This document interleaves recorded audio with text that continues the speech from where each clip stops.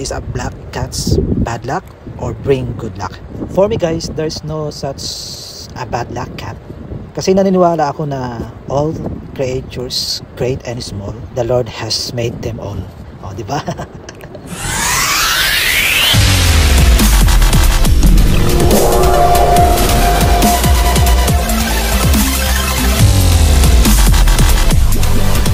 Hey guys, welcome back to my channel. So today's vlog, we're going to talk about black cats.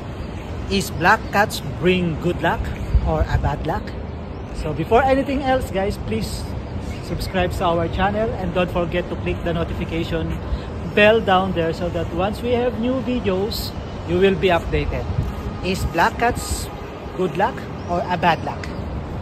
Ang pusa o ang cats is a small domesticated carnivorous mammals, also referred to us as domestic cat or simply house cat. It kept as a pet ng mga bawat nagmamahal sa mga pusa. So punta tayo dito guys, is a black cat's bad luck or bring good luck? For me guys, there's no such a bad luck cat. Kasi naniniwala ako na all creatures, great and small, the Lord has made them all. O, di ba? Sa katunayan, in United Kingdom and in Japan, black cats bring prosperity. Black cats considered as a good luck.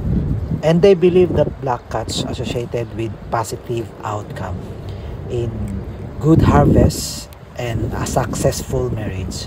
So, therefore, for me, there's no such a bad luck cats.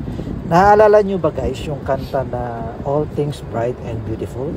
Sabi niya dun, all things bright and beautiful, or creatures great and small, all things wise and wonderful, the Lord has made them all. Parang ganun. So, for me, there's no such a bad luck cats.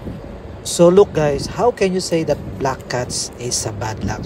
They are so cute. They are so adorable pets, right? Tingnan nyo, oh. Grabe, ang ganda nga nila. Actually, in ancient Egypt, black cats symbolize prosperity and protection. And it symbolized also as fertility. At meron din kasabihan, when a black cats choose you, it brings good luck and prosperity.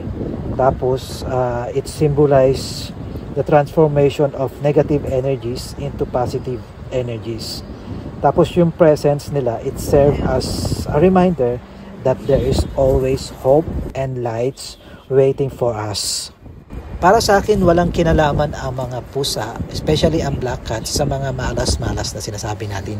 Diba sa Pilipinas, sinasabi nila na kapag ang pusa ay pumasok sa ating bahay, ay nagdadala ng malas. Kapag tayo ay umaalis at harang-harang ang pusa sa ating daanan, ay nagbibigay ng malas o anumang hindi kanais-nais na pangyayari. So para sa akin guys, depende yan sa iyo sa iyong paniniwala. Meron ding paniniwala or superstitious na ang mga black cats portrayed as a spiritual guardians natin. Kasi sila daw yung nagbibigay sa atin ng safe and protection laban dun sa mga taong masasama ang iniisip sa atin o yung mga taong nagbibigay sa atin ng mga sumpa, mga curse, mga kung ano-ano pa.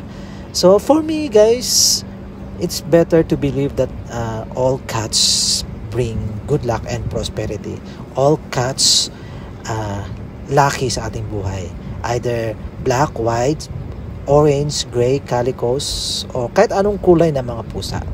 Mas magandang maniwala sa mga positive energies, positive na bagay-bagay para sa ating pamumuhay. So, is black cats bad luck or bring good luck? For me, black cats bring good luck. For me, black cats, it's a lucky cat. So, okay guys, till next time, please don't forget to subscribe our channel and don't forget to click the notification bell down there so that once we have new videos, you will be updated. So, okay guys, till next time, bye. Have a good day. God bless and be safe.